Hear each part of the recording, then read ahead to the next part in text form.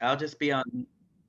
Good afternoon, everyone, and welcome to the seventh episode of Disability Discrimination Ban starting now. I am your host, Lindsay, and we have a very special episode because I am having my very first guest on the podcast. So, my first guest is one of my best friends from college, and I am very excited for you guys to hear what he has to say. Sam and I met in 2018, and when we were both attending Beacon College, and even had more than half of classes together. Uh, Now Sam is in graduate school, and I'm going to say it ahead of time at Lynn University, and he wants to talk to you guys about some tips on how to get through graduate school with a learning disability. Welcome to the show, Sam. Hi, Lindsay. I am very honored to be your very first guest here on this show. And I really appreciate you asking me to take part of this because I'm very happy to be able to talk about my experiences and to share tips on how to be a successful graduate student as a student with learning differences. To let people know that there is definitely 100% hope to be successful, even with a learning difference. It's just about having the right tools and resources. And we'll get into all of those. Yes. So, we of course went to college together, and we've talked about this multiple times. But do you remember when and how we met?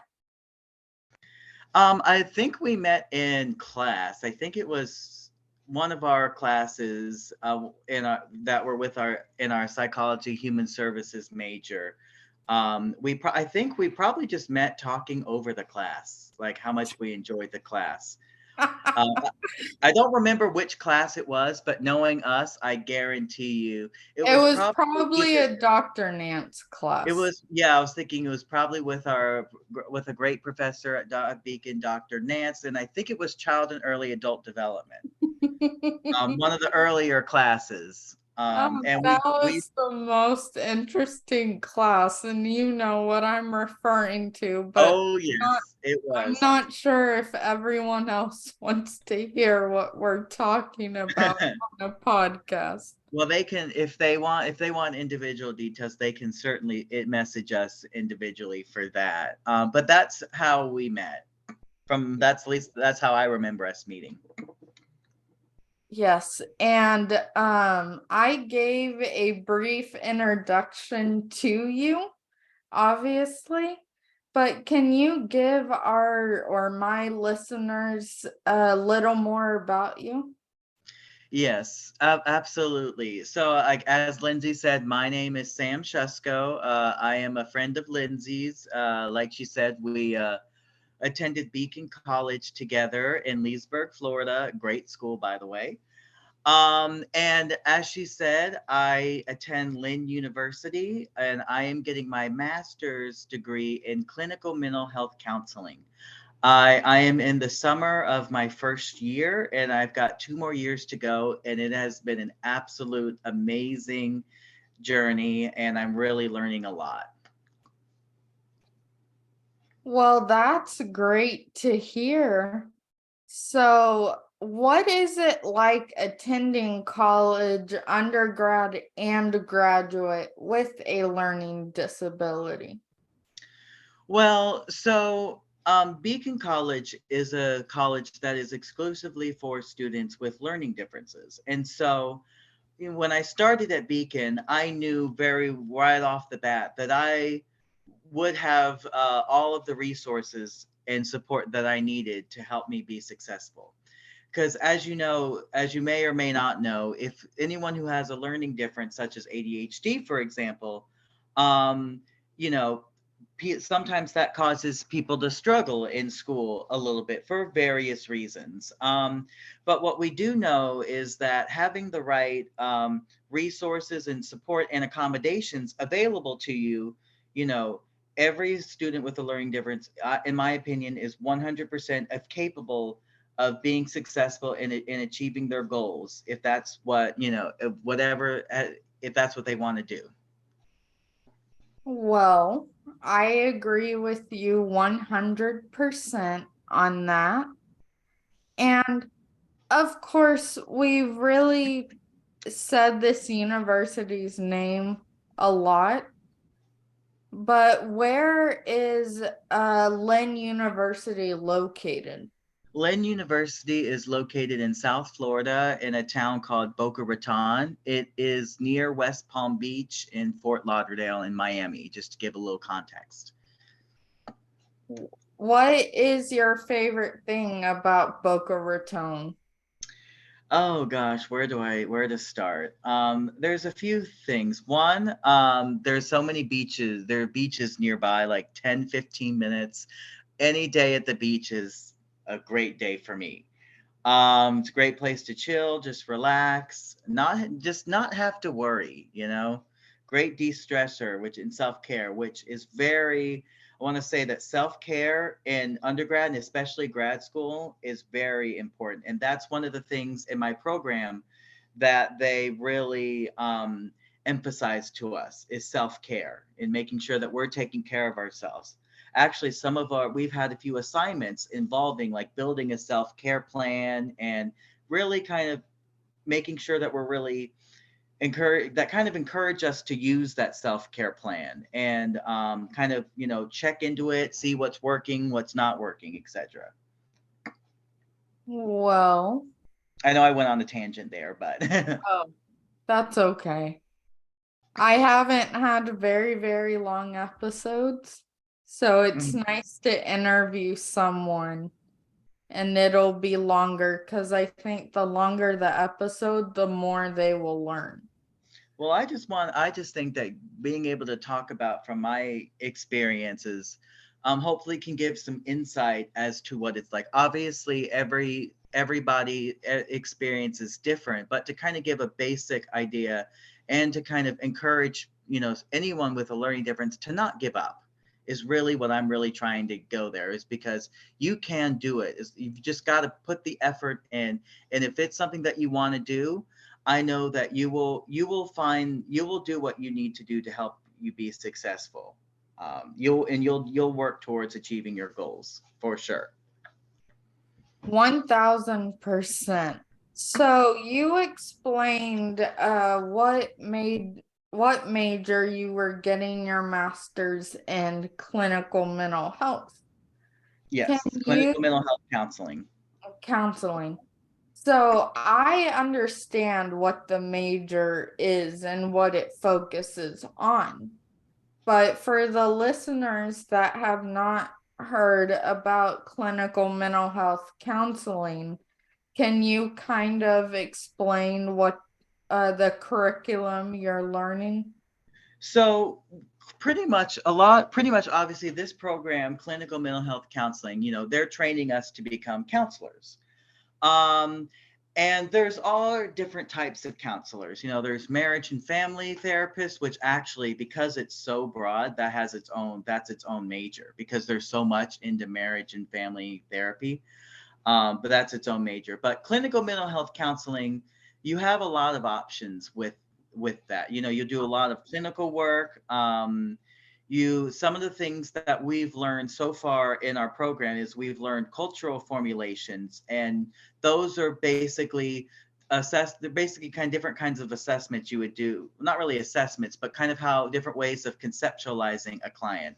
So like a cultural formulation just is basically answers the question, what role does cultural play in explaining someone's behavior? And I want to cite my Sperry and Sperry textbook for that, just in case. Never know who's listening, but I want to be sure and cite that book because that is where that's from. Um, Well, and you should send me that citation so I can add that in there. Yes, I will send you that citation. My And professor real, will be very happy to know that. real quick, Sam, Yeah, for any listeners that do not understand what a citation is, whenever you are in college and use, like, let's say National Geographic for paper, a citation is put at the end of the paper, basically showing everyone where you learn the information on, and avoids giving plagiarism. the website credit. Mm-hmm. Yeah, I'll definitely send you that citation. Um, and And the other, go I'll ahead. be adding a citation in the description so you understand what I'm talking about. And if you'd like to read more about it, you certainly can too. Another another thing that we've done in our program this far is we've done case conceptualizations. I think I said that one right. It's a tongue twister. But basically, what those are is basically in counseling, we have different theories that kind of, they're basically different ways to help from different viewpoints to kind of explain someone's behavior. So we've got, obviously, many people know cognitive behavioral therapy. We've got, family systems theory, which basically explains how does the family influence the client's symptoms. So, and you use those different theories to kind of conceptualize the client and for treatment options. And so that's pretty much, that's what a case conceptualization is where you conceptualize a client in different ways. So like things like predisposition, presentation, which basically are client, other things like that. But I wanted to say it in simple terms to where, in ways where people will understand it. And now I understand it a little more too. Okay. So obviously going from undergrad to graduate, there are some big differences and a lot of adaptation you have to do. So how have you adapted from Beacon to Lynn? Well, so that's a great question, Lindsay. Beacon and Lynn obviously are two different schools, and obviously it's different when it comes to school versus undergrad school. Obviously, undergrad school, obviously your majors are a little bit more bro- broad per se, like psychology. Take psychology or human services, for example. Those are a little bit more broad. There's a lot you can do with that. In grad school, your classes, you kind of are zoning and being a little bit more specific on what you're doing. And so the classes are really designed to really prepare you for your career. So like for example, clinical mental health counseling, that's obviously a lot more specific than just psychology per se. And obviously the classes that I'm taking are training me to become a counselor. So that's a big difference. Another thing about grad school is grad school, in a way, it's kind of like a job, but also isn't. And the reason why I say that is because when you're in grad school, you spend a lot more time on your studies than you do as an undergrad. So that's why I said it's kind of like a job. It's not, it kind of, I'm not here to try to deter or scare anyone, but that's just how grad school is. And so you spend a lot more time studying, and because again, you're using this is really preparing you for your career, um, and you want to have the necessary training. But I would also say another thing is there's also higher expectations. When you're in grad school, you're expected to really do the work, and you're also expected to to do well, because also, at least in my program, I hope I'm making sense. And Yes. so my program, what you do, they're also kind of, they kind of assess you to make sure that you're really gaining the skills that you're needed. So grades are important in grad school, but it's not just about the grade and when you're in grad school, because you also want to be able to show them that that you're gaining the skills needed, and that my program uses competence. You want to kind of show them that you're going to be competent out in the field, because in grad school you don't just attend classes. I mean, I guess in undergrad you do it too, but in grad school there's an internship practicum component required to graduate. And in my program, when we do internship and practicum, we are working with real clients. And so and so it's definitely good to, have and you're not expected to be perfect. I just want to make that clear.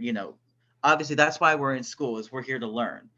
We're not expected to go out on day one, obviously, and understanding every single thing that is to do with counseling. No, but we are expected to, have the necessary skills to be competent and professional, and to like at least go up there and know what we're doing, and being able to learn and grow.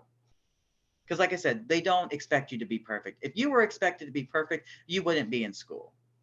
So I don't want anyone to go out thinking day one that they're expecting you to be 100% knowledgeable on every single topic. No, that's absolutely no. But you want to be sure that you want to make sure that you're learning, and ask. And one of the big things is to ask questions and reach out when you are struggling. If you're struggling, your professor, you need to reach out to your professor. Let them know that you're struggling. They're they are willing to help you. If they don't know that you're struggling, um, they can't help you. So if you need help, just reach out, ask them. They are, at Lynn, they are very accommodating. All you got to do, you just got to reach out and let them know what you need to help, and they will do whatever they can to help you. So there's also, again, that self advocating too. I know I went on a lot, so I hope Oh, that's all no, makes sense. you explained it amazing. And towards the end, everyone, I almost called you Astra, which is my dog's name. Oh, I'm sorry. There's one more thing I wanted to mention while it's Oh, on my yeah, go ahead. Um, I would say this is probably my biggest, well, these are two of my biggest tips. Get organized. Grad school is going to demand a lot of your time. And, it's somewhat of a fast pace. It can be. And there's a lot of demands at grad school, and, you got to, meet deadlines. And so the main thing is balance your time. Make sure you want to be sure. And the reason why I say balance is because it's 100% okay to have fun, and you should. So again, self-care, which is the other thing I'll get into in a minute. Um, but you want to balance your academics and your social, to make sure you don't want to do too much academics, because the reason I say this, because you want to avoid burnout. If you're working to the point where you're staying up all night, and you're not And getting I any I sleep. know a lot of, or we know a lot of people at Beacon Mhm. did that. Yeah. And the reason why I say don't do too much of it is because you don't want, if you're not sleeping at night because you're up trying to finish up your assignments, you're going to be tired, and you're not going to be able to focus well when you're tired. So you want to be sure to find the healthy balance. And of course, you also don't want to spend too much time socializing and not studying. So just find the balance to where you're able to study and get your work done and understand the material, but still allow yourself time for fun, and which is totally okay. And that brings me to my second other big tip, is self-care. Make sure you allow time into self-care, because, and this is especially true in my program. In my program, this oh my goodness, I hear this in every single one of my classes. Take time for yourself. And something that my ethics professor told me, says to our class this semester, have self-compassion for yourself too. What um, what do you mean by self-compassion? Kind of just like, just don't give up, and kind of don't let yourself down. I think that's what she means by that. um But and in my field, especially when you, because in my field, when you're working, you're going to be working with clients who need your help. And so, and this is just true anywhere. If you can't take care of yourself, how are you going to be there for your clients? That's what I tell people in my field. So you want to be able to take care of yourself so that way you can do your best at your job. And I do want to make a point too when you said first self-care. One thing I really want to stress to anyone that's listening, take care of yourself and your mental health. Mm-hmm. Within the last give me a sec, Sam. Within the last few years when COVID started, mental health has become a big topic, Mm-hmm. especially when Beacon administrators, even and counselors said, take care of yourself. And if you don't shoot, I thought of the words, but then I forgot. Self care. But if you're scared to go out and say, I need help, just please go and do it. Like, Yeah. we're all unique in this world. Mm-hmm. If something happened to me, Sam's not me in a way. So who's gonna have that feisty personality that I have? Well, If it's I'm also, go ahead. no, I was done. Well, and it's also the matter of, we're not mind, people aren't really mind readers. I mean, there are people, that's they may seem like they're fine on the outside, but then on the inside they may be struggling. So, people may not always be able to tell if you're struggling or not. So if you're struggling, we definitely encourage you to reach out, and you reach out to someone, whether it's a family member, friend, anybody, to just reach out and get some help. That's what we're always told. And actually, in my program, they actually encourage us to use and Sam, I have taken advantage of that. hey Sam, Hey, can you Lindsay. repeat that because you froze? Which part did you not hear?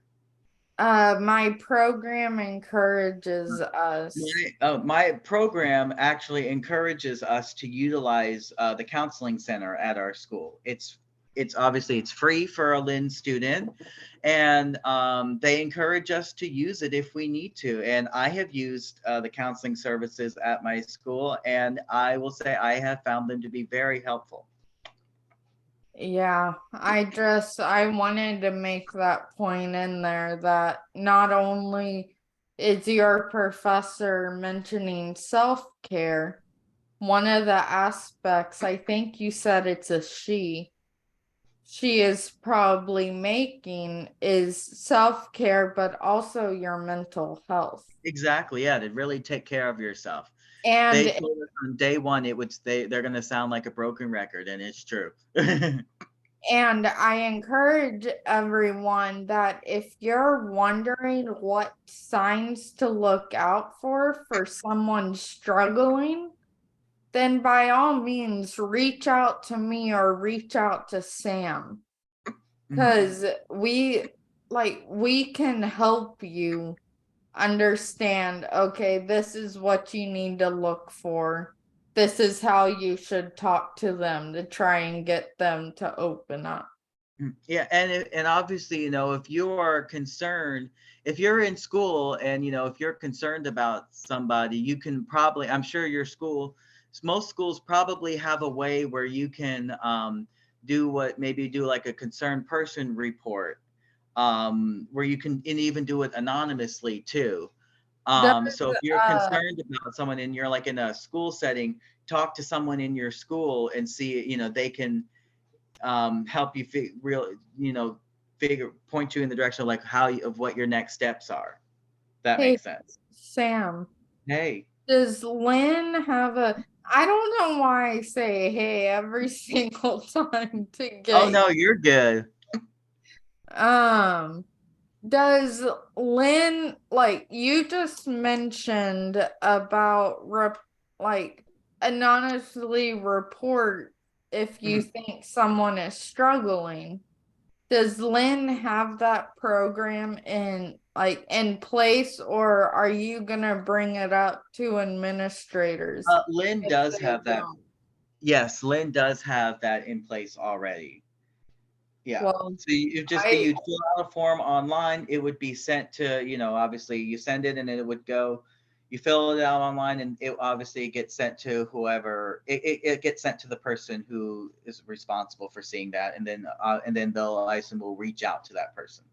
Well, if anyone here at Lynn listens to this episode, especially administration, thank you for putting that in place because I think that would be the most important program that you can have within a school in general. So let's say you're talking to someone who doesn't understand what learning disabilities are, or just want to discriminate and make a rude comment about people with disabilities. What would you say to them? Well, one thing, usually if it's like, I usually just, try to just, try to, be respectful with them. I just try to educate them about, what a learning difference is. And you'll notice that I typically use the term learning difference, because I don't like to use the term learning disability, because when I think of disability, I think of it as someone who can't do something. And I think people with ADHD, they are 100% capable of learning. It's just more so that people with ADHD or something like that, we learn differently. So I tried, and I just try to, encourage them to be open minded. Do you mind explaining what ADHD is, just in case no one has ever heard of it before? Sure. So ADHD is what stands for attention deficit hyperactivity disorder. And it's basically where someone who has ADHD, they may be, at least from my experience, they can be kind of hyper fidgety. And this is more so with me. They have trouble concentrating and they get distracted easily. People can be diagnosed either with um, the hyper part, or more so on the learning type. The I'm not a attention doctor, but deficit. I'm not a doctor, so I'm just speaking from my own personal experiences. I want to make that very clear. And I'm also not, I'm still a counselor in training, so everything I'm saying, I'm just talking from my own personal experiences. Just want to make that clear. So I really, with you, want to get into about Beacon a little bit because Hmm. of course our friends know what Beacon is, but there could be someone listening that's parents or guardians is looking for a college to go to. And I personally have never heard of Beacon before before my parents found it. So just to get it started, Beacon College is a 4-year accredited college, but they only teach people with learning disabilities. And it is becoming one of the most popular university or colleges that that people really want to go to. And they're also the first college to have who caters to people with disabilities with a study abroad program. So at Beacon, Sam is touching on ADHD, but when you go to Beacon, you see even disabilities you've never seen before. And what is your favorite thing about Beacon? My favorite thing about Beacon is, is the sense of community that and I'm pretty sure Lindsay, you've probably built that too. You felt that too, Yes. that you build there. You really get to know, people there, Professors, students, professors, students, staff members, and more than just on a generic level. And so when you can build those relationships, a they good relationship, become family. They yeah, they become really family. do. And when you have like a good relationship with a professor, anyone, obviously that makes you feel more comfortable to reach out. And it's good because they get to know the professors, they can get to know you too, which is definitely important because if you're applying to grad school or anything, you're going to need letters of recommendation. So it's also good to have those relationships because that way and if your professor knows you, they can write you a good letter of recommendation. So there are just many reasons why it's just important to have those relationships. But yes, that's what I loved. One of the things I loved about Beacon, and it being such a small school, you pretty much got to know everybody. you know and even if you didn't know them directly, you knew someone who knew them, or you've You at least knew heard of that of person. them. You Exactly. knew of them. And Exactly. thing that I really that Sam really touched on is you do create more than just a teacher student relationship towards the end of your 4 years there. And one thing I can say, and Sam probably can too, that was the reason it was hard for, like, I was having a hard time to accept that I was graduating because I had so many friends, so many professors that kept their door open just in case we needed them for assignments or just to say a quick hi while we're switching classes. Yeah, Sam, Sam, your your audio's out. oh, there we go. Oh, whoops. There we go. Can y'all hear me now? Yes, we can But yeah, hear. that was another thing about Beacon that I loved, is that, professors there, like I said, they want to help you, and really professors anywhere, and even at Lynn, I've had that experience too, where professors, they want, they like it when you pop in, even if it's just to say hi and ask them how their day was. So definitely utilize professors' office hours.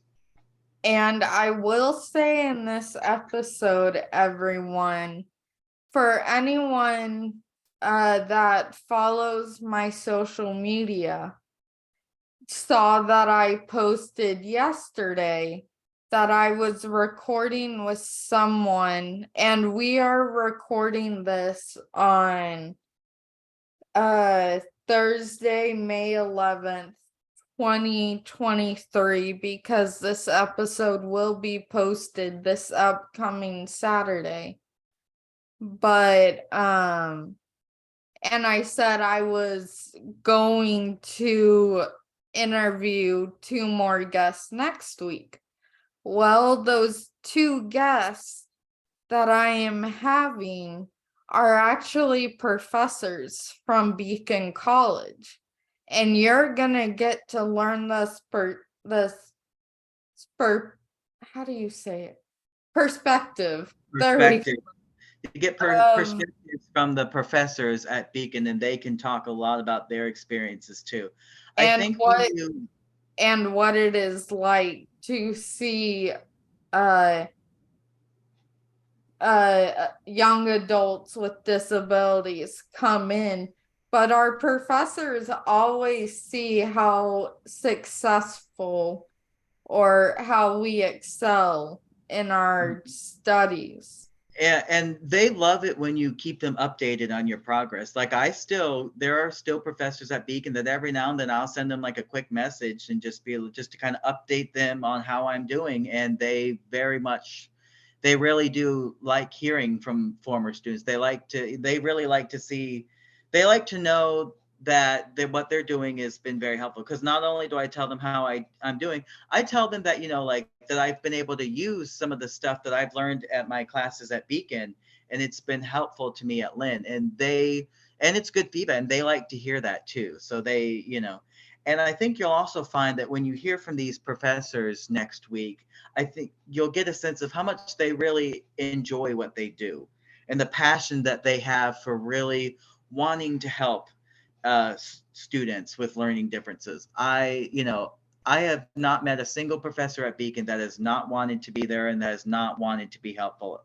I that's just not a thing at Beacon. Everyone who's there at Beacon Care. really, really, they really do care about the students. And another thing that I've even heard from some of the professors, and they may or may not mention this, is that if a student fails for whatever reason, the professors take that failure personally. And so they don't. Never heard of that. I've heard it talked about like once or twice. But you know what guests are coming on, so would Right. it come from one of them? Um, I'm not sure. I mean, I don't know what they're gonna say, but probably. The reason why I'm saying that is because just it's the point I'm trying to make is the professors do care about each and every student, and they really want you to be successful. And one thing I will say, everyone, I am actually interviewing Sam over Zoom. And my final 2 years at Beacon, of course, one of them I did school from home because we had to be sheltered in place before, because COVID-19 started.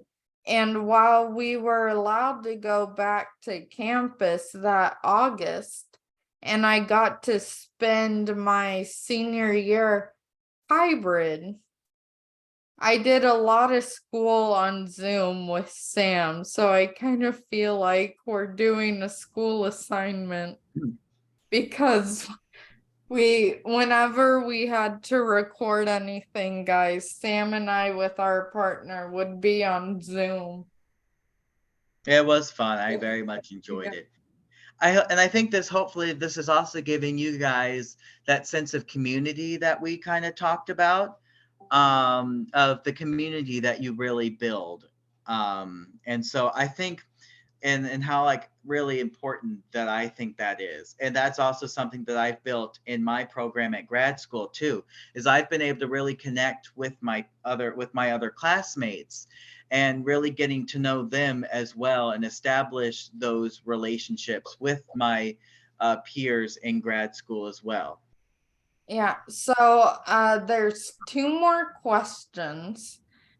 And the next one is, why do you, so when I was researching doing this topic for a podcast, I saw nothing. I only saw a handful, like two or three podcasts about disability discrimination.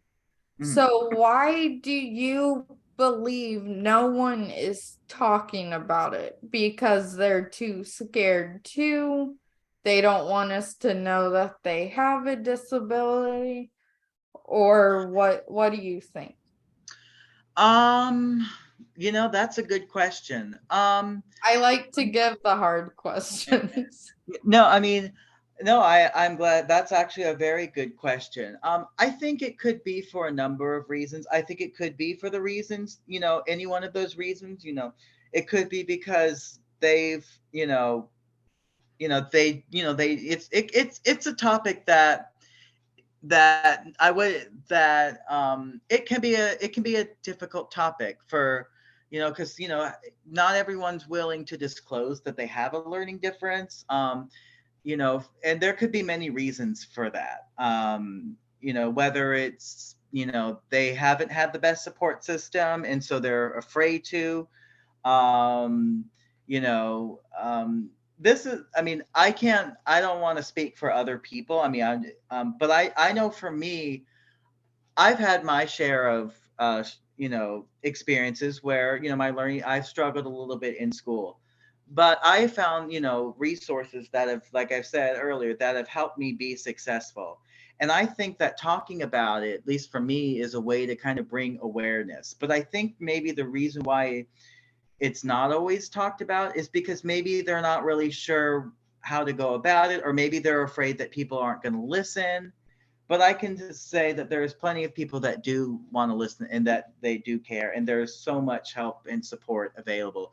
Sometimes you may have to take a few tries, to find the right fit for you. But I think I think you can. I think if that's what you have your mindset to, you will be able to find you'll be able to do what you need to do to help you work towards your goals. I hope that answered your question. Yes, and I also want to make the point that there's probably no education about disabilities. Mhm. I So they, think, yeah, I think so they educating. so they don't understand what ADHD is, what cerebral palsy, which is what I have, is, so they don't want to give misinformation. Could And be that too. you or I speak out and say, no, that's not what cerebral palsy, that's not what ADHD is, but Mhm. this is the real explanation. Mhm. Yeah, and I think from my experience, I think just there's, I think just simply educating people. And like when you asked me the question, if someone approached me that didn't seem to have a not understanding of what a learning difference is, that's what I said. I would just simply educate them on what it is. I don't have an issue discussing. I don't let my ADHD define who I am. And and I wanna be there. Honestly, speaking up about about learning differences and wanting to help just people in general, and people with learning differences is a passion of mine, because I want everyone deserves love. Everyone deserves to be loved, supported, and I believe anyone has the potential to achieve their goals, and work towards those if that's what they set their mind to. And whatever their goals are, they will do whatever it is that can do, take whatever paths necessary for them to help them work towards those. I loved what you said, that your disability doesn't define you, because I think that too. I think one thing, I try to look at the good side of having a disability. Hmm. Of course, it is hard because I have a learning and physical disability, and I'll be getting into that in future episodes. But when you have a disability, don't treat it as a burden. Yeah. Treat it as you're being given the opportunity to show the entire world that you can do anything you put your mind to. And Exactly. um and don't be afraid to do it. And if there's one person that's hating you, that hates me for speaking, for advocating for this, for you in a way showcasing that you can do it, then that's their loss, not yours, because Mhm. they're missing out on an amazing person that can give them the education on disabilities that they need. Yeah, and I agree 100%. And I would encourage anyone who's listening that may have a learning difference, don't let it. I would encourage you to, you know, not let it define you, and to just be proud of who you are, and surround yourself with good people, and just live your life as, as best as you can, and do the things that you enjoy, and don't let a little thing like ADHD define who you are. Just work and, find the skills and resources necessary, and do what works best for you. Because what works best for me, I know I've talked about some things that I've used to help me be successful. Well, those may not necessarily work for everyone. So it's just a matter of, you know you more than anybody else does. So you and find what works best for you. Because it's not really important how you learn the information. What's mainly important is that you learn the information. How you go about it, that's your business. We're And just here to educate. yeah, we're just here to help and, yeah, and educate. And so, whatever works best for you, just find, just do, like I said, I'm gonna sound like a broken record again, but and you know what works best for you. So do whatever, find the skills and the resources that are going to work for you. You did not sound like a broken record, first of all. And before I ask Sam the very last question, I want to tell you guys, Sam and I have used pretty big terms in this episode. So if there's anything you're confused on, by all means reach out. And if I don't know the information, I'll you can either contact Sam or I can do it for you and then reiterate it back to you when I find it out. So don't be afraid to ask questions about this episode too. Yeah, if there's anything, yeah, that you just want to get, or if you have want to hear more about like my experiences, feel free to reach out. I am happy to talk about my experience, or really answer if you have any questions about anything. I am very happy to answer anything. And heck, if you want to do an episode and have him and I be on it so we can further explain to you, then please just let me know, because I want to reach as many people as I can, especially people who don't have disabilities. Mm-hmm. Exactly. And I do want to, I know I keep saying stuff, but I do want to encourage people without a limitation, or what's the word that you used, or disability. Right. Yeah.